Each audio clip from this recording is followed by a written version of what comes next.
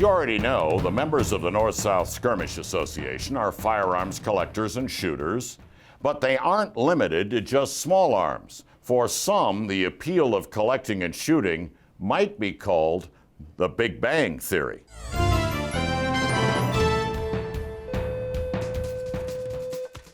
Over the four-day skirmish, the musket and the carbine matches draw the largest number of shooters. But the large explosions of the mortar and cannon matches draw the largest crowds. The goal for 54 teams is similar to the game of throwing horseshoes. Fire 7 mortar balls at a stake set at 100 yards, then add up the distance of the closest 5 balls. The team with the lowest total distance wins. While the mortars at the National Skirmish are for competition, Charlie Smithgall of the 3rd U.S. Regular Infantry explains how mortars were used in the war. The thing was made to shoot about 3,000 balls, and it would have an explosive ball. These balls are just filled with sand. And the idea was to have the ball go up in the air, and if the enemy was on the other side of this hill, you put one up in the air and hopefully blow it about 50 feet or so above the enemy.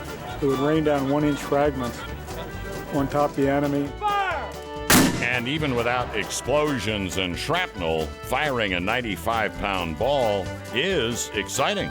It's fun to shoot. It's just you get the feeling of power and that big projectile going out there and watching it go. And hope it hits someplace near the stake we're shooting at. Oh, and if you think mortars are only a guy thing, the women of the 1st Maryland Cavalry are shooting a smaller cohorn mortar. That is a 24-pound cohorn mortar, and it shoots roughly, I think the balls are about 18 pounds. So they're a little heavy, but not the full 24 pounds. It's not that difficult. It's just a matter of you want to make sure it's level and it's not rocking, and that's what we have the most difficulty with. And even though women didn't man mortars in the war, according to Katie, they would have enjoyed it. I don't think I would get the enjoyment out of any other sport that we get out of doing this. It's a lot of fun. After the competition, teams measure the distance from the stake to their closest 5 shots and then fill their divots on the range. Now comes the fun. We have to dig these balls out and then fill every hole.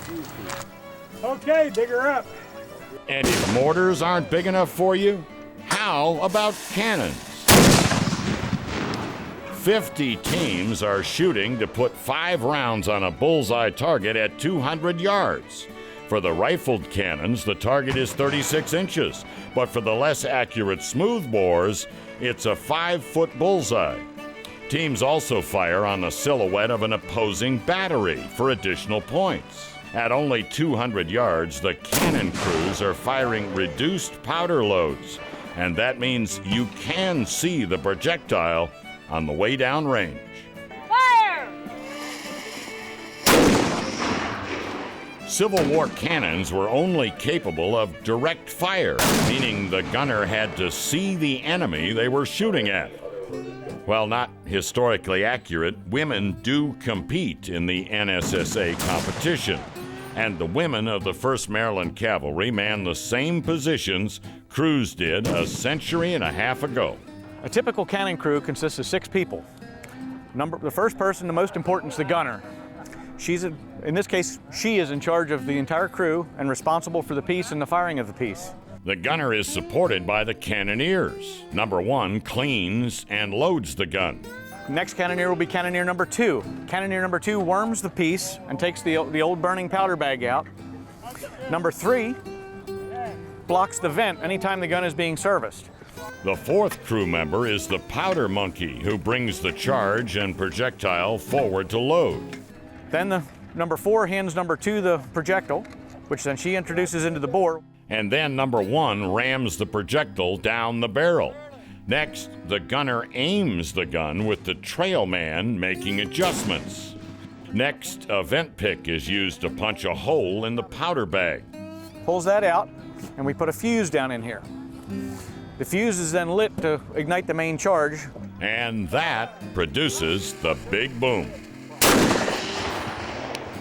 And on the 150th anniversary of the war, a night fire demonstration recalls the siege battles of the past when cannon batteries rained destruction day and night for months at a time. History recalled by the North-South Skirmish Association 150 years later with what is unquestionably the biggest bang in sports shooting.